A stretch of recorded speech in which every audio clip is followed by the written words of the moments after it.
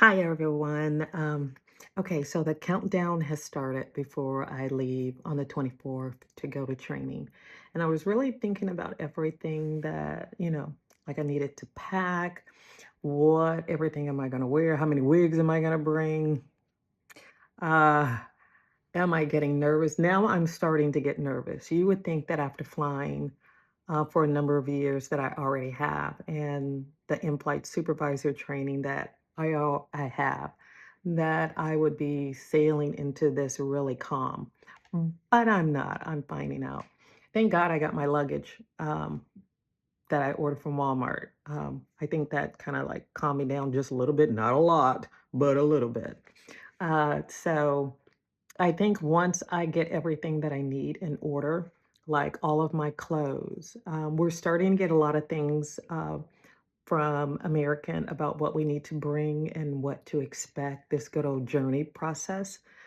So I think a lot of us that are on our Facebook chat together by class kind of we're anticipating a lot. Last night I couldn't sleep, so I went on American Airlines to look at all the planes. Some planes I already know, and some planes I do not.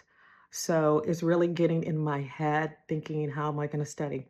So I went to the dollar store. I got sticky notes, uh, index cards for flashcards that I can make, pens, paper, highlighter.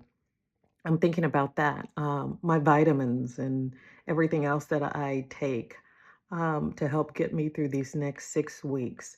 So I think it's more mental for me to really get everything in order because I'm kind of OCD at my old age. So let me back up a little bit to give you a little bit more history. When I started flying, I was just turned 24 years old. I went to training a couple days after my birthday and it was done in Pittsburgh. We trained at the Swickley Valley Inn. We had all of our training done at the hotel, and we would go over to the mock-ups that were in Pittsburgh back in the day. So when I was going through training, I sat in the last row because training is done by your age once you get in class. And since I just turned 24, I remember I sat fourth seat from the inn. I was in the last row. I was a baby. Uh, I graduated April 8th of 1988. So that's 38 years ago. That's a long time. And then fast forward, I flew for 12 years, 12 and a half years. Back then, domestic and international flying was different. You either had to be on domestic or you had to be on international. I let my friends talk me into going on international, which I loved. That was on the big Airbus, I believe 330. It was the double aisle. I always flew K. Get it, K, Kathleen. Duh. I always seemed to always fly K. And back then, we had like 6 seats in first class.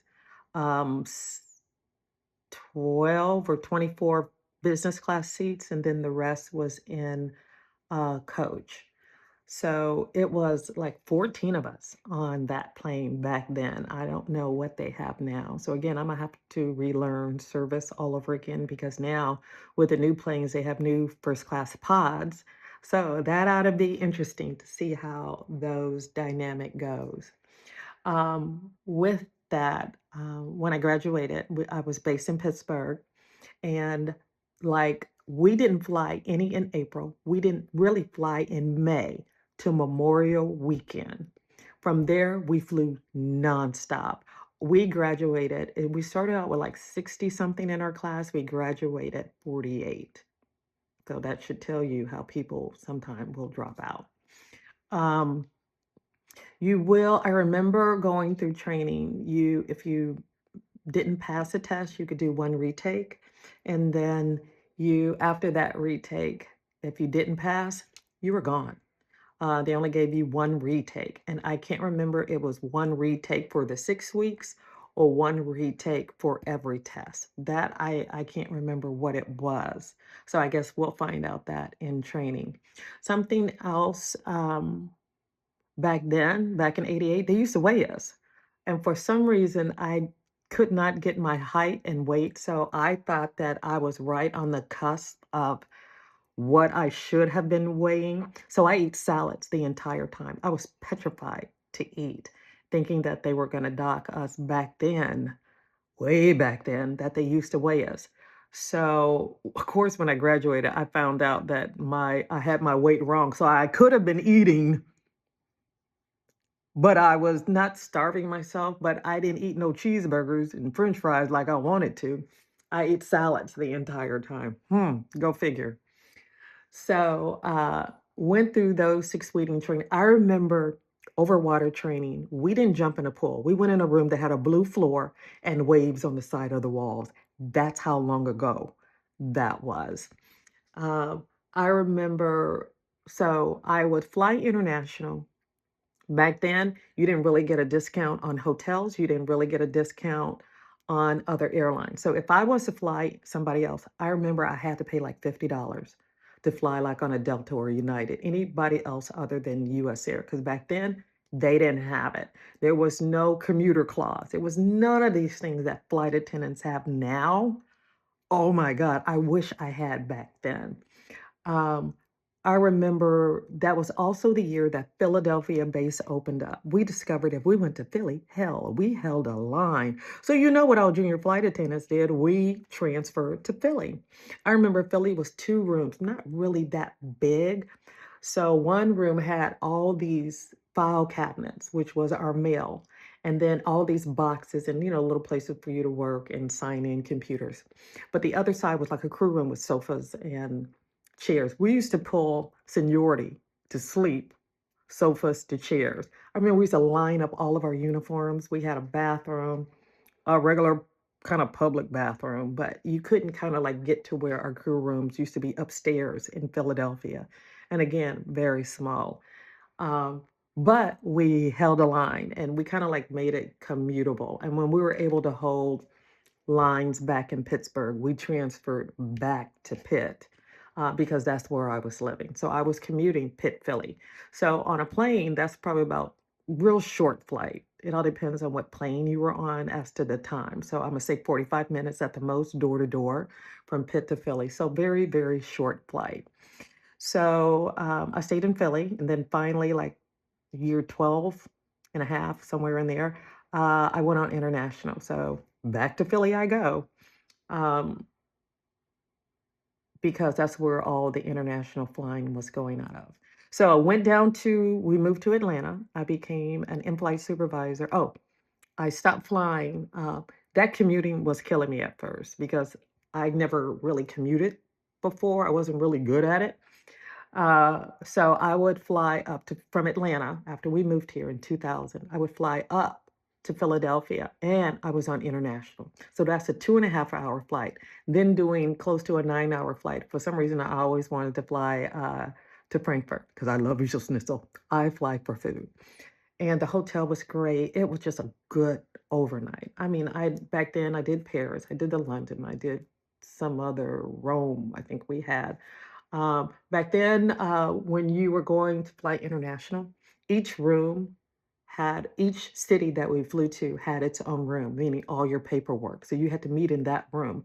So if I was flying to London, all my London paperwork would be in the London room. If I was flying to Paris, all the Parisian paperwork would be in there that we needed to fill out ahead of time before we got on the plane.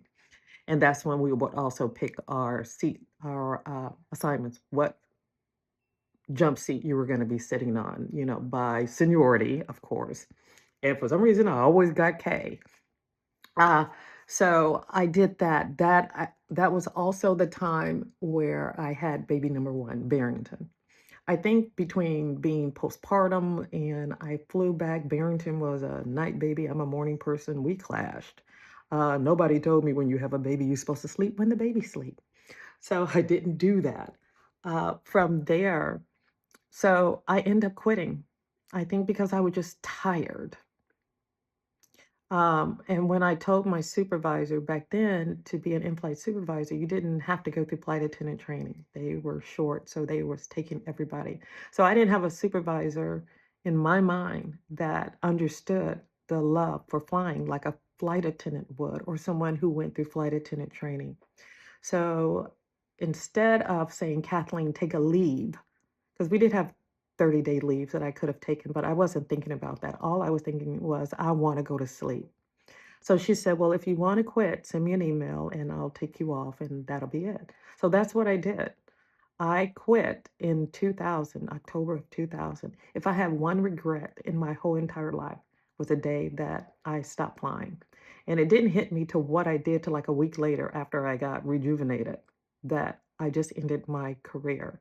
So then it became my mission to be an in-flight supervisor so I can stop any other flight attendant that act like she wants to quit. You never quit being a flight attendant. You just need to take a leave and rejuvenate. So when I moved to Atlanta, I became an in-flight supervisor for World. Had to go through training with them. In-flight supervisor for AirTran. Had to go training with them. And then Southwest bought AirTran. So I ended my career with Southwest. So in addition to being an in-flight supervisor for Southwest, I also was a facilitator. So I taught Fly, which is the orientation day, which everybody loves. And then, excuse me, I stopped in 2014 because I became a corporate trainer and instructional designer for a internet company. So I think it was always in the back of my mind. I never thought that I would really go back to flying until one of my girlfriends last year said, "Let's go back to flying." Our kids are grown. I have two boys.